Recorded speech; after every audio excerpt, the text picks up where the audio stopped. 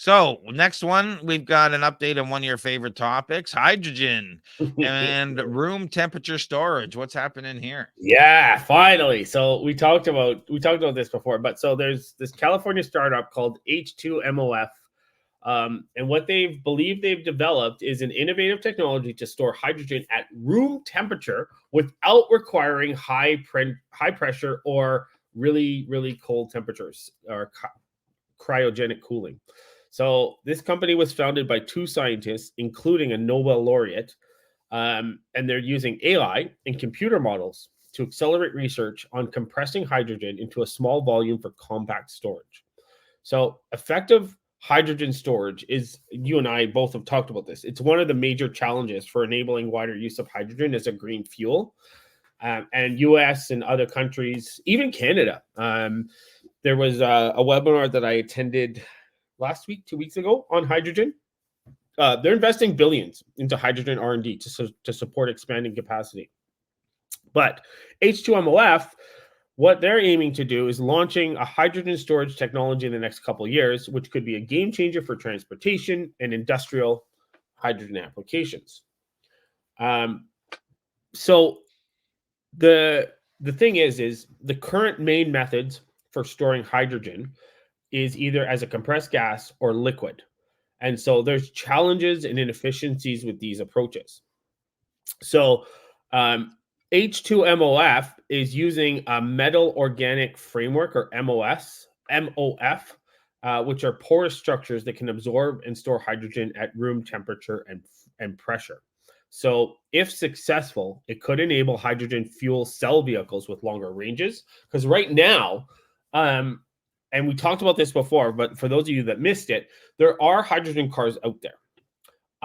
The cost right now to fill up a hydrogen car costs about $200 to $300, and it's closer to 200. But and you would think that for that amount of money, you'd get a ridiculous range, like with diesel cars, where you get more bang for your buck. But no, the range for hydrogen vehicles is around 300 miles right now. So that's why this is a potentially huge a huge advancement when it comes to the adoption of hydrogen, because we do want to replace fossil fuels. We do. Fossil fuels pollute the air. They cost the environmental impacts, everything. There's so many bad things about it, where hydrogen has quite a low environmental impact. Yeah, really cool, really interesting tech. Yeah. So I have on the screen here, I just Googled hydrogen powered cars, and in Canada, we got the Toyota. And these are, you find your closest hydrogen fueling stations, but this is British Columbia and Quebec. I don't know how much there is in Ontario. So you can see there's not a lot. No, there isn't. No. So it's just to be concerned of, but there are out there. Yeah. Go ahead.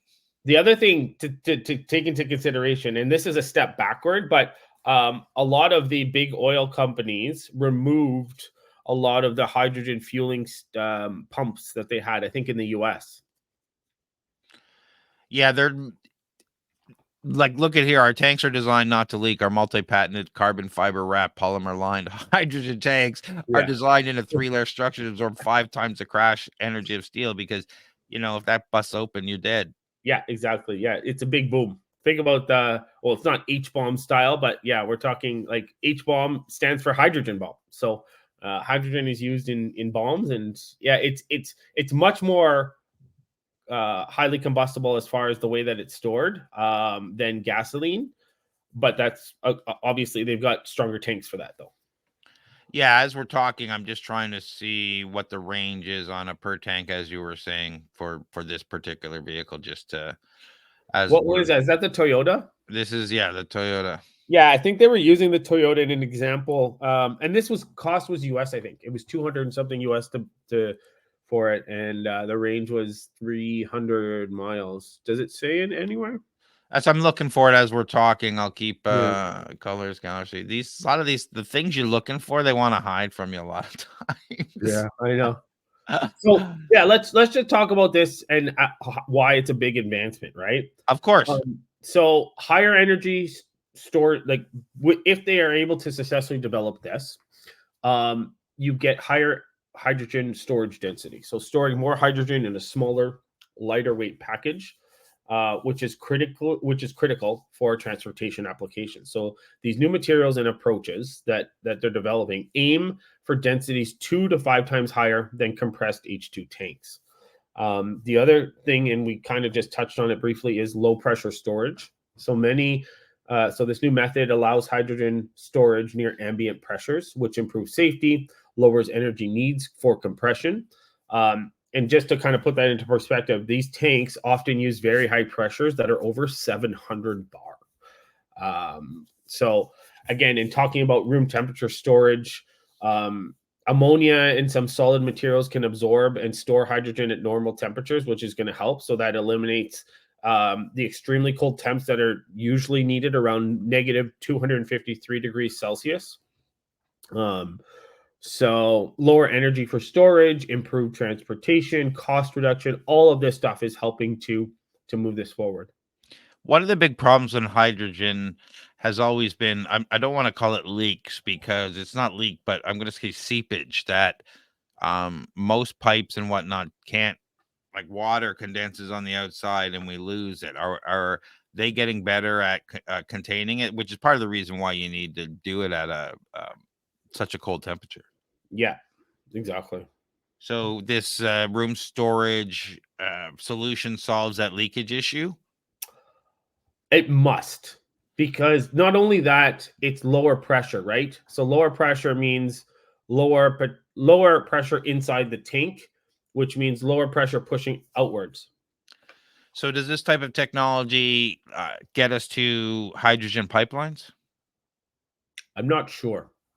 I don't know enough about transporting hydrogen using pipelines to, or the math or the, which is great. Thank you. I'm gonna now look it up and read about it. I never even thought about that, but yeah, no, potentially, yeah. And the thing is, I don't know anything about oil pipelines either, so I'd have to do a dive into that. But yeah, thank you for that. That's gonna help me. Well, it's just I'm just curious because we Yeah. have to have the distribution channels that Well, no, the thing is though, Craig, is you can create hydrogen through electrolysis. my point being is even if it's provincial, even if it's Yeah, whatever GTA, we need to be able to get these from great.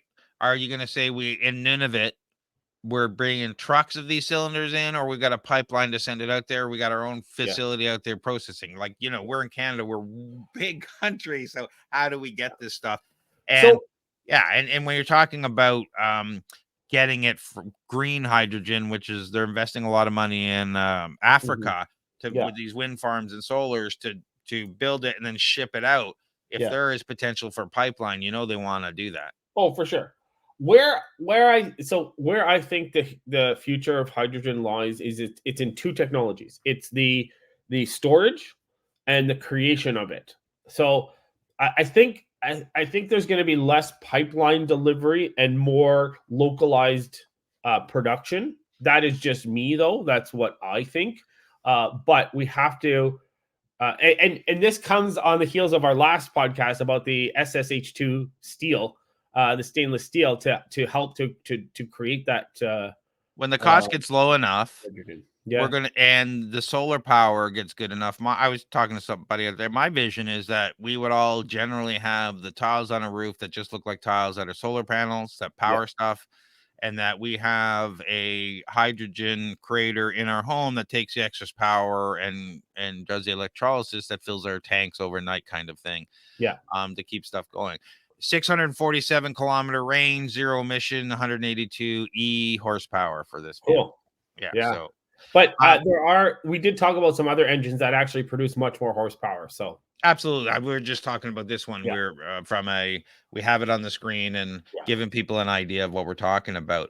So we want to wrap it up there. yeah. This is very interesting. We're always going to stay on top of the hydrogen situation. So stay tuned for that. What do you have going on?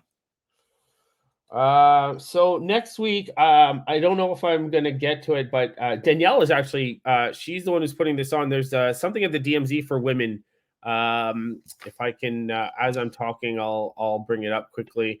It is the Women Innovation Summit at the DMZ. They are waitlisting people now, but that's going to be really cool. I'm going to this Centurion One Capital 7 annual growth conference on that day as well. On the Friday, there's an International Women's Day with La French Tech. That's in Toronto at the Toronto Region Board of Trade.